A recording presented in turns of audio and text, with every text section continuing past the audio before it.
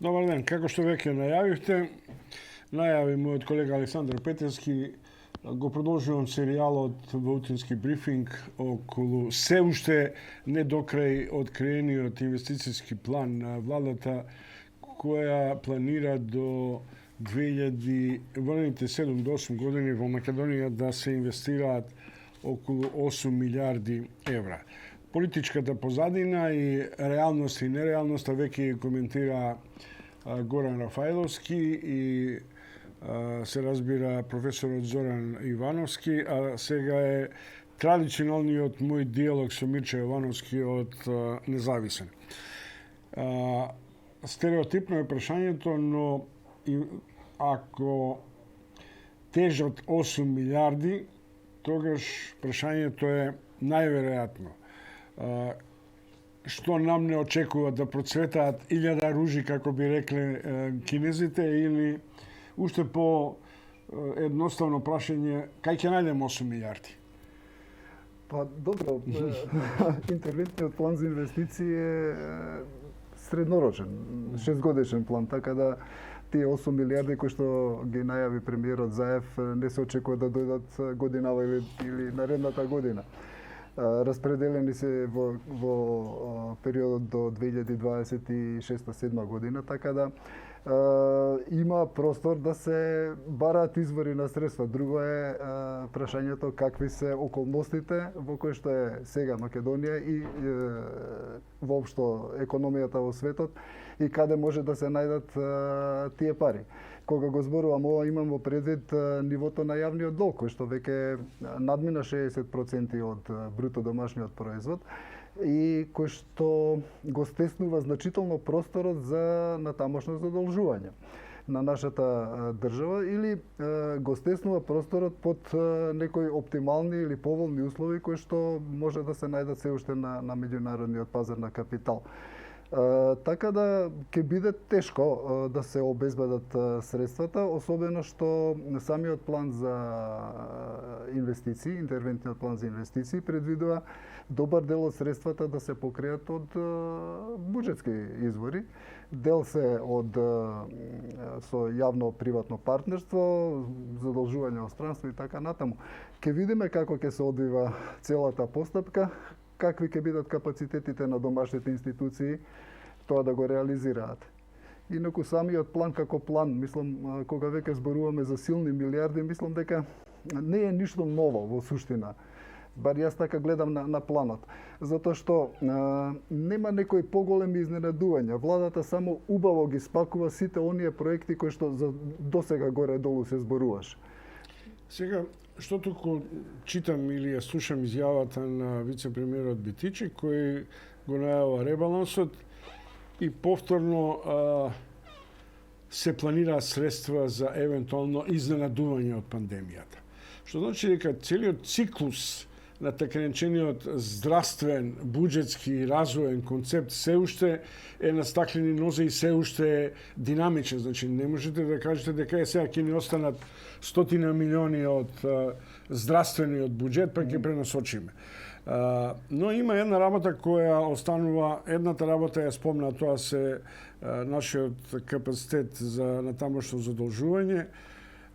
Еден од изворите е базиран на така наречена јавно и приватно партнерство со, би рекол, подкаст распродажба на делот на нашите капацитети. Пред се земјиштето, искористување на така наречениот голем план за марихуаната и така. Дали се тоа слаби точки или реални извори за финансирање? Кога станува збор за приватизацијата на државното земјиште, зависи како ќе се спроведе. Мислам дека владата има право кога кажува дека тоа е неискористен потенцијал, затоа што луѓето кои што го обработуваат тоа земјиште сега немаат можности да се задолжат во банките и да го развиваат својот бизнес. Меѓутоа, поучени од досегашното искуство како таквите процеси се спроведувале во минатото и злоупотребите, не сум сосема сигурен дека тоа ќе биде целосно спроведено така како што е замислено. Во однос на канабисот, производството за канабис, Мора да признам, не сум доволно запознат со проблематиката, иако знам дека производството на канабис во здравствени, во медицински цели зема зама во светот, дека таму лежи голем потенцијал, но јас навистина не го разбирам во што е проблемот во суштина, зошто да речам законите кои што се во собранието, односно законот е заглавен и во што е суштината на проблемот. Дали навистина станува збор за, не знам како што тврди опозицијата, нели, за Поделба на бизнис колачот. Бизнис колачот или се некои други посуштински причини, не би можел да проценам. Но пак велам, кога станува збор за можноста за задолжување, треба да имаме во предвид и фискалната стратегија која што денови исто беше промовирана, каде што се предвидува јавниот долг да достигне до 66%. Да, ама до 2025-6 и потоа да паѓа до 55-16. Но во фискалната стратегија има еден дел кој што зборува за 4 алтернативни сценарија, каде што работите нема да одат така како што е според оптималното сценарио. Според тие сценарија и јавниот долг и и буџетскиот дефицит како дел од бруто домашниот производ претрпуваат одредени измени. Така да поентата ми е треба да се биде навистина предпазлив кога станува збор за планирањето на овие инвестициски проекти, имајќи го во предвид плюс капацитетот на домашните институции да ги спроведуваат тие проекти. Ако се суди според концепцијата на новото социјално општество и новото модерно општество, дека нам ни настапува комплетна ера на дигитализација, што значи нам ќе ни треба нов профил на работници, нов профил пред се на ученици и студенти. Но јас не видов дека се очекуваат крупни капитални инвестиции во образованието. И тоа ми се чини, што значи тоа е најважната инвестиција во човечките ресурси. Што ти мислиш, што би требало да се направи за да одреден степен на каптажа на работна сила доживее трансформација, преквалификација, па да биде конкурентна на пазарот на труд? Сосема си во право, значи кога станува збор за образованието, Македонија прилично лошо стои, нели, да не ги спомнуваме тие меѓународни PISA тестови и така натаму. Пред повеќе години јас имав прилика да присуствувам на една работилница организирана од Microsoft во Унгарија, каде што беше представен концептот на дигитални училници и така натаму. Значи уште зборувам пред повеќе, можеби пред 7-8 години. Самиот процес на дигитализација на образованието не е само механички процес да се даде компјутер на учениците, да им се даде, да им се овозможи пристап до интернет и така натаму. Значи уште тогаш се зборуваше за целосно нов концепт на организација на училниците, на седењето на учениците, на интеракцијата помеѓу учениците, меѓу себе и со професорите. Мислам дека ние сме далеко од таа фаза во образованието, плюс сега овие дебати кои што се водат околу дигиталните учебници, не гледам дека водат кон оваа цел за која што зборуваш и ти, за да се подобри образованието во насока на да ги оправда очекувањата на стопанството. Уште еден пример, значи во Италија, во северниот дел на Италија има универзитети кои што се формирани од страна на тие големи силни италијански компании, каде што програмата на универзитетот е конципирана токму за потребите на производството, на тие индустрии за кои што тие создаваат кадри. Кај нас има обиди, нели, сега преку дуалното образование да се направи нешто во таа насока, меѓутоа мислам дека ако ние сакаме да привлечеме повеќе странски директни инвестиции со одредени профили на кадри, треба многу подлабоко да се навлезе во реформите во образовниот процес. Мојот колега Мирче Јовановски, гостин во утински брифинг во рубриката Бизнис, околу дигитализацијата еден друг аспект. Тоа и двете области, образованието и јавната администрација се потрошувачки гранки сега. И како велат, инвестирај за да биде подобро, за да тоа биде поефикасно. Меѓутоа ми се чини дека има една контраверза. Ние парцијалните решенија на влада, дигитализација на јавните служби има ефекти и има, се разбира, пред се многу дефекти. Сега го поставам тоа прашање. Во оптимална ситуација, кога ќе се доведеме во ситуација да нема потреба да трчаш за издавање на патни исправи, возачки дозволи, уверенија, катастар и така натаму. Што ќе правиме со ова бројна јавна администрација? При што тоа станува, досега велевме, изборно и партиско врело или извор, а сега мислам дека станува своједен политички баланс и економски. Да, нека му ја мислат партиите што се на власт, бидејќи секое прашање што е поврзано со реформи на јавната администрација веројатно би значило губење на изборите. Меѓутоа тоа е неминовно да се направи. Не само од аспект на обемот на трошоците кои што се насочуваат кон јавната администрација, туку токму и од ова што го спомнуваш ти, процесот на дигитализација ќе го наметне како услов, без кој што не се може. Сведоци сме во автомобилската индустрија, една паралела да направам, каде што сите компании автомобилски се принудени да се пренасочат кон производство на електрични автомобили, иако можеби не име тоа толку посакувана варијанта, меѓутоа пазарот ги принудува на такво нешто. Мислам дека и ние ќе дојдеме во една таква ситуација. Општествената состојба, напредокот во дигитализацијата да придонесе за реформа на јавната администрација. Колку побрзо тоа се почне да се прави, толку подобро.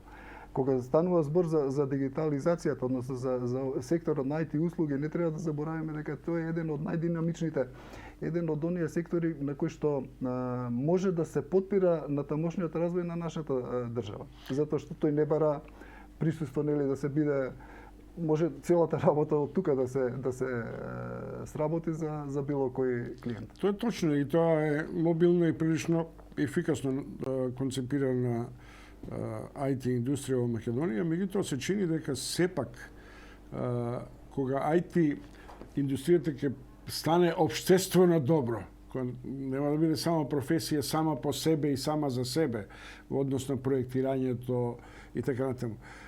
Предстои една важна компонента во која ние ги запослуваме инвестициите во сите други индустрии. Одамна не се забележени, ако не се исклучат овие пандемиски исклучоци, капитални инвестиции надвор од слободните царински зони. Дали тоа значи дека ние се уште не знаеме да се прилагодиме на пазарите на привлекување на странските инвеститори, или се уште наше авизо е ефтината работна сила? Мислам дека оваа влада прекина една добра практика на поранешната влада, која што мислам требаше да се критикува за многу работи, меѓутоа во однос на привлекувањето на странски директни инвестиции сепак имаше резултати. И сега го гледаме тоа во практика. Според податоците кои што најдов утрово, значи во првиот квартал сме имале 24 милиони евра странски директни инвестиции. Тоа е премалку.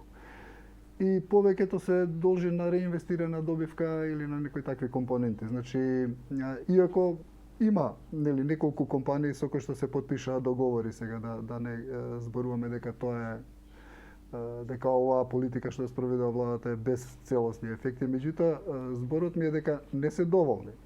Звезда во регионот е Србија. Таму сме сведоци дека безмалку секој ден се најавува или се отвара некоја нова инвестиција, и тоа во сериозни сектори, во високотехнолошки развиени сектори.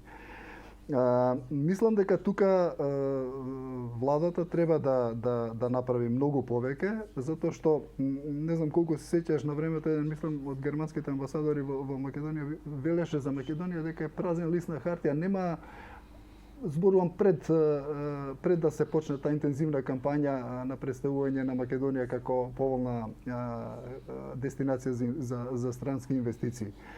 Политиката на слабо платени работни места, мислам дека тоа дефинитивно треба да се напушти, меѓутоа повторно е поврзано со степенот на образование, со степенот на вештините кои што ги нудиме ние на пазарот.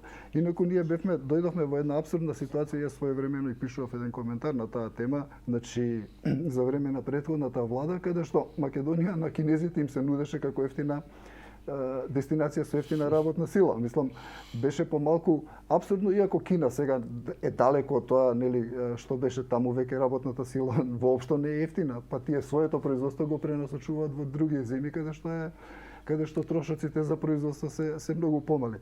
Меѓутоа во перцепцијата кај нас, нели, се уште дури можеби владее таков пешоток дека во Кина е ефтина работната сила.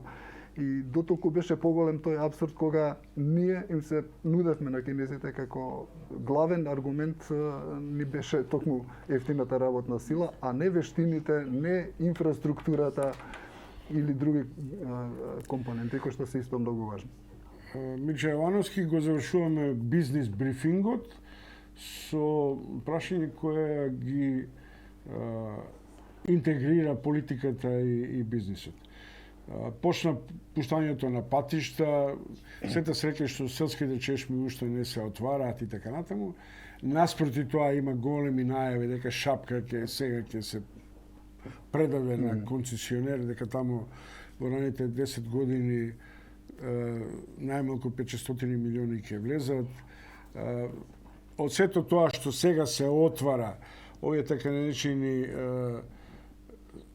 овата наречена зелена енергија влегува малку по-енергично во Македонија. Меѓутоа, ако нам ни се наближува, тука е политиката, ни се наближуваат локални избори, тоа значи дека ќе трошиме по секоја цена или само ќе правиме помалку микс од ветувања и пари. Па ништо ново што се однесува до отворањето на патиштата. Очигледно политичарите кај нас се однесуваат по некоја стандардна матрица, добро проверена, каде што пред избори, како што рече и самиот, се отвораат патишта, се извозуваат, се испробуваат патиштата, нели? И сето тоа во некои со пиар цели, со повеќе рекламни цели, да кажем. Инаку, ова ја спомна зелената енергија. Мислам дека тоа е важен сегмент не го елабориравме можеби повеќе, меѓутоа е многу значаен елемент на интервентниот план за инвестиции. Тоа е, впрочем, и главна тема во цела Европска унија. Мислам дека тука, ако се реализираат тие проекти како што е замислено, ќе биде добро за сите, со тоа што би рекол дека тоа има светлата точка и добрата точка, зашто ако преземеме што ни се случуваше со инвестициите околу Чебрен, дека е тоа мртва трка на одреден начин, дека железницата и натаму ќе биде на слеп колосек, патот кон Охрид уште е неизвестно која. Што е тоа што освен зелената енергија може да покрене една инфузија и на домашната, приватниот капитал, банкарскиот капитал и странците. Само да дополнам во врска со зелената, со овие проектите од зелената економија, има и неколку проекти кои што се од аспект на екологијата прилично дискутабилни во планот за инвестиции кој што го презентираше премиерот Заев. Тука треба да бидеме многу внимателни. Тука зборувам, нели, за неколку капацитети за согорување на отпад и така натаму, за производство на челики, кои што се нудат како еколошки, меѓутоа еколозите веќе реагираат на тие проекти, а тоа не се мали инвестиции. Така да треба тука многу. Тоа е една најавена кавадаречка инвестиција за топилници и така натаму ги возбуди духовите. А уште повеќе беа возбудени од 50 тона црн мазут во фени кој очигледно едва се спастривме од никел прашината, може да го доведе целото виноградинарство во Македонија под сомневање. Да се вратиме само уште на стимулацијата. Како може да се спојат домашните финансиски потенцијали, зашто банките сепак имаат оден значаен финансиски ресурс, фондови и така натаму. Зошто сме ние на оден начин клети кон новите форми на инвестицијските фондови во влегувањето во овие крупни зафати? Па веројатно ќе се смени и таа практика, затоа што и тука сме сведоци во финансискиот сектор на многу иновативни решенија кои што ќе мора да се применат и кај нас. Не може Македонија да остане некој изолиран остров во цела Европа. Како тоа ќе се примени, повторно зависи од домашните институции. Како да се најдат средства или како да се поврзат. Мислам дека е добра работа што банките остваруваат профити, иако нели сега се фрлаат дрвја и камиња, меѓутоа дел од тие профити ќе се пренасочи кон зајакнување на нивниот потенцијал. Тоа значи поголем потенцијал за кредитирање на компаниите. Значи, ние не треба да гледаме на остварувањето на профити како на нешто негативно, без оглед дали станува за добри домашни компании, кои што и минатата година и во време на криза, не само банките, имаме повеќе компании кои што остварија солидни финансиски резултати и кои што сигурно размислуваат за нивниот развој. Сигурно не мислат да ги чуваат тие профити под перница, туку размислуваат за одредени проекти. Добро, Мирче Јовановски, новинар на Независен, долгогодишен економски аналитичар во неколку вестници, гостин традиционално веќе во утрински брифинг. Мирче, ти благодарам. До следното ветување кога повторно ќе се обидеме да се внурнеме во овој план кој твојот колега Ерол Ризаов со право веднаш детектира од Топурковски, Груевски до Заев. Да. Јас само ја проширив аортата со Анте Марковиќ, зашто и тој ветуваше 12 милиарди за големиот проект за трансформација на општествената сопственост. Ти благодарам уште еднаш, се гледаме. Благодарам.